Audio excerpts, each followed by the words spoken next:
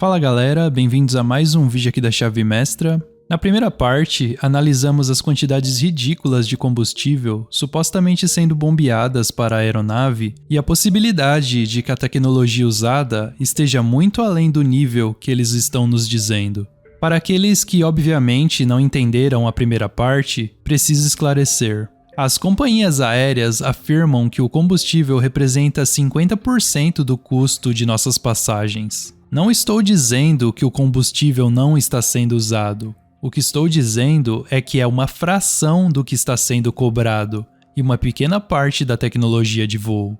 Muitos comentaram que o combustível não está somente nas asas e, realmente, existe um tanque na parte traseira da aeronave conforme foi mostrado no primeiro vídeo, na tabela do manual do A380. Se observarmos essa imagem atentamente, veremos que o tanque traseiro representa somente 7% da capacidade total de combustível em litros. Isso seria um pouco mais de um caminhão-pipa de 20 mil litros. Então, não é exagero dizer que a maior parte do combustível vai nas asas. Não sou eu quem diz, é o próprio manual técnico. A comparação com os caminhões-pipa é para que você possa visualizar a quantidade de combustível que nos dizem que o avião carrega. Outro ponto colocado por um espectador é que esses aviões nunca esvaziam 100% e o combustível é apenas completado. Ok, essa é uma ótima colocação. Porém, a passagem deveria ser mais barata então, já que nos dizem que 50% do preço dela é combustível e o mesmo não é consumido completamente. Afirmei na primeira parte que temos os próprios fabricantes de motores dizendo que 90% do empuxo vem do ar comprimido de desvio e não da câmara de combustão. Não sou eu que digo isso, são as pessoas que projetam e fabricam esses motores a jato. Então deve ser verdade, certo? Sim e não. Vamos avançar no tema. Para dar sentido a tudo isso, temos que abraçar a ideia do ITER. O ITER, ou éter, era um elemento totalmente aceito no passado. Antes de Einstein e sua esposa inventarem as amplamente aclamadas teorias da relatividade, todos, incluindo todos os cientistas, sabiam da existência do ITER. Eu fiz um vídeo explicando tudo o que você não sabe a respeito do ITER, vou deixar aqui no card e na descrição do vídeo para você aprender mais. De uma vez só, Einstein se livrou do ITER e todos os outros seguiram o exemplo. As tecnologias antigas usadas no design dessas aeronaves e motores também utilizavam as propriedades do ITER. Essa é a parte que eles não estão nos contando. Fazer isso iria contra o pensamento científico contemporâneo e eles seriam forçados a reconhecer a existência desse elemento extremamente importante. Eu disse no final da parte 1 que mencionaria nossas amiguinhas, as abelhas. Bem, para fazer isso, primeiro preciso atualizá-lo sobre 2 Victors. Se você visitar a página da Wikipedia de Victor Schauberger, encontrará infelizmente falta de informações importantes. Este homem era um mestre em decifrar os segredos da natureza, um escritor prolífico e muito à frente de seu tempo. No entanto, os principais cientistas optaram por ignorar seu trabalho e rotulá-lo de maluco. Apenas esse fato deveria levantar uma infinidade de bandeiras vermelhas nas pessoas. Este homem dedicou toda a sua vida ao estudo da natureza e criou coisas verdadeiramente fascinantes: levitação, propulsão através do ITER, uma tecnologia de implosão, para citar apenas alguns. Vamos começar com a tecnologia de implosão, para mostrar que ele não estava inventando essas coisas. Como você verá neste clipe, o gás que ela está segurando normalmente seria suficiente para abrir um grande buraco em sua mão, mas isso não acontece. Isso porque ele implode ao invés de explodir. A força vai para dentro e não para fora. Tecnologia de implosão.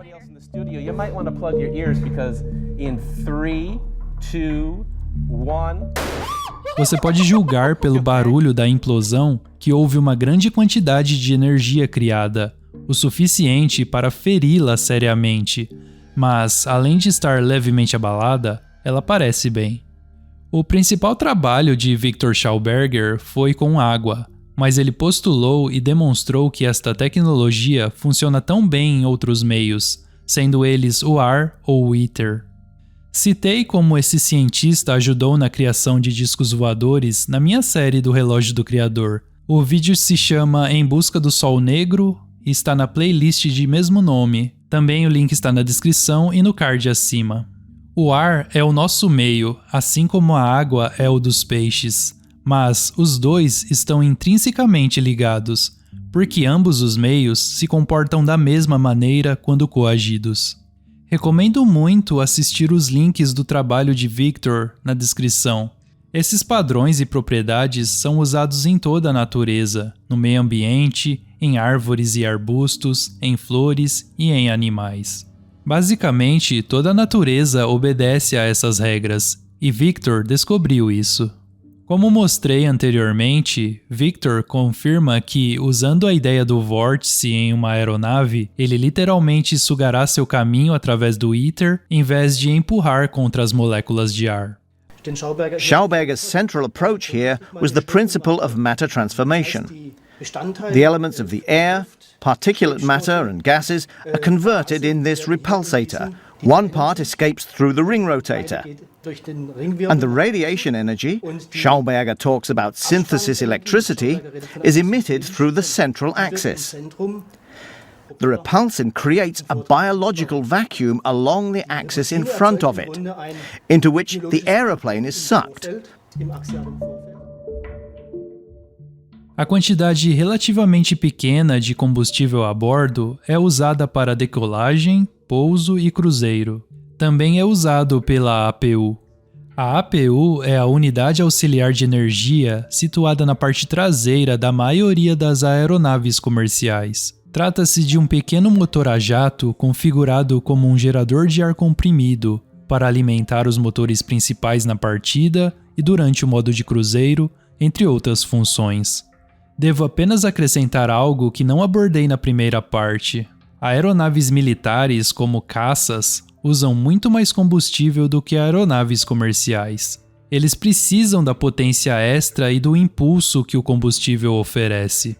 No modo de cruzeiro, um avião comercial não precisa de potência extra, pois seu movimento para frente é o bastante para sugar ar suficiente para o motor.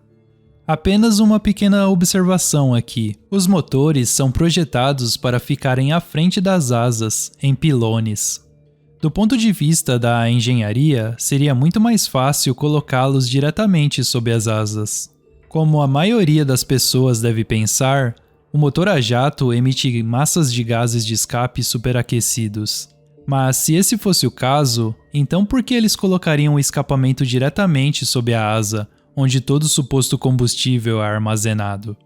Da próxima vez que você olhar para uma aeronave, tente encontrar as marcas de queimadura sob as asas de todos os gases superaquecidos. Você não encontrará nenhuma. A pequena quantidade de gás quente sendo ejetada da câmara de combustão é cercada por ar comprimido mais frio.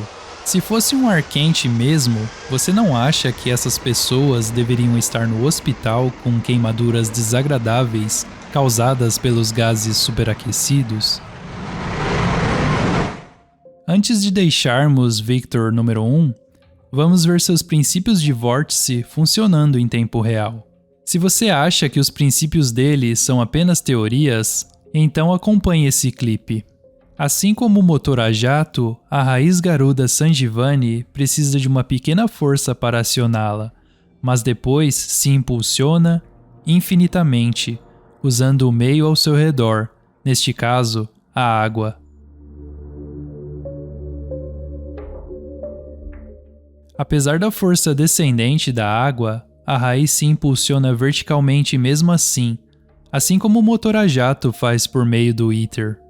Há muito mais para falar sobre os princípios do vórtice de Victor Schauberger e como os fabricantes de aeronaves utilizam as forças naturais da natureza para auxiliar o voo, mas não quero que este vídeo seja muito longo. Mais uma vez, confira o trabalho de Victor por si mesmo e verá as conexões. Hora do Victor número 2. Viktor Grebennikov é menos conhecido que Schauberger, mas sua pesquisa e experimentação são igualmente extensas e importantes. Também deriva seu raciocínio da natureza. is a man named Grebennikov from Russia. Grebennikov was kind of a non-conventional scientist. He was an entomologist, did a lot of work with bugs, entomology. And his favorite thing was to go out into the steppes of Russia and into the various outer hinterlands and camp out in the summers and study his favorite subject. This might look like a radio-controlled bee, but it's actually a bee with a little radar transponder on it, which means that we can track this bee as it flies around the field. And these little guys can carry 90% of their body weight in pollen, so it won't affect the way it flies. First of all, the bees are flying much faster than predicted, an incredible 30 miles an hour, even when fully laden. The next surprise is where the bees go. They almost always overfly potentially decent food. And once they've found their patch, they then repeatedly shuttle to and from it. And this is the really clever bit. In spite of 30-mile-an-hour crosswinds, whether out or back, they all fly in dead straight lines. A bumblebee can't fly aerodynamically. Yeah, and he's right. And I said, well, what did bumblebees do? And they said, well, they levitate. And I said, well, how's that? And he says, come on, I'll show you. And he showed me, he wrote a book, incidentally. I don't know if it's still in print. It's in the Library of Congress. The book is called Tomorrow's Energy Need Not Be Fuel. And in that book, he gave reference to what I'm talking about, that that of levitation, that the bumblebee, when he starts to beat his wings, when he starts to flap his wings, there's a little cavity, a hollow cavity next to the larynx inside his system that's hollow. And when he beats his wings, he starts to resonate this energy, and it goes back and forth, just similar to a guitar strumming on one side of the room and hitting the same chord on the other side of the room, or somebody hitting a high C and breaking a crystal. It's the same thing, it's resonance. And he said what they do, they resonate. And when they resonate, they eventually reach the resonance of the field around them. And he explained it this way to me, that the Earth was, of course, spinning, but it was operating on a frequency of 8.5 hertz per second or so forth. And he says once this bumblebee hits that resonant frequency of its surroundings, it becomes a free agent. It creates a magnetic bubble around itself, and it can go anywhere it wants. And I said, well, that's not in any of the science books. He said, I know. You probably never see it there either, but that's what happens. They'll discover it someday and bring it out, but it's just we have a conventional way of doing things, and then we have a natural way of doing things, and they're totally different. They're diametrically opposed. O ponto importante aqui são as abelhas. Como você já ouviu falar, a abelha realmente não deveria ser capaz de voar. Aquelas asas são muito pequenas para levantar aquele corpinho gordinho do chão. Na verdade, é um pouco confuso também para os cientistas convencionais. Elas podem viajar em linhas perfeitamente retas por longas distâncias sem qualquer desvio, mesmo durante um vento cruzado uivante. Por causa das frequências de ressonância produzida pela vibração de suas asas, elas criam uma bolha no éter protegendo-as de qualquer interferência externa. Então, a levitação por ondas sonoras é um efeito do mundo real. Você quer mais provas?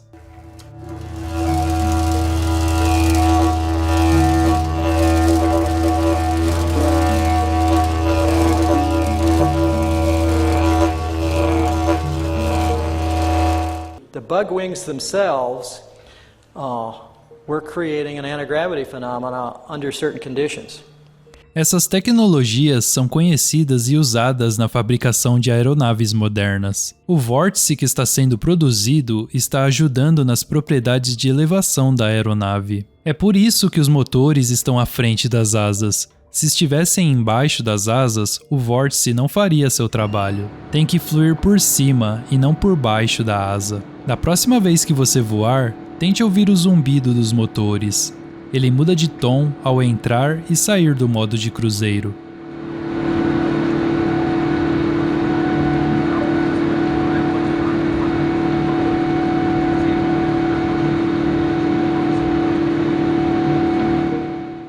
apenas pura especulação aqui, mas existem grandes cavidades nas asas, que são testadas com ar comprimido e não líquido a propósito, e os motores produzem um zumbido distinto, assim como as abelhas.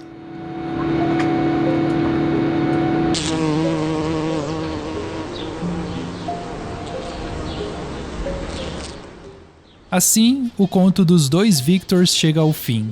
Eu recomendo assistir todos os links de vídeo na descrição, pois você obterá uma compreensão muito melhor das forças naturais em ação aqui.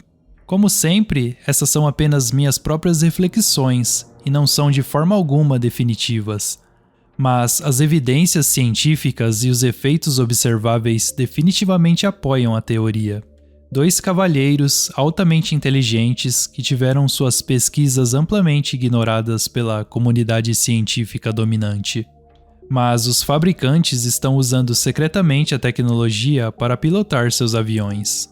Como sempre, somos nós, os consumidores, que saímos perdendo, enquanto essas grandes empresas estão colhendo os benefícios financeiros. Seria essa uma maneira de limitar a massa de ir e vir mais rapidamente? Qual sua opinião a respeito?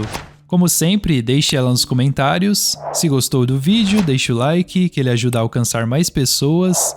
E se ainda não se inscreveu no canal, inscreva-se agora.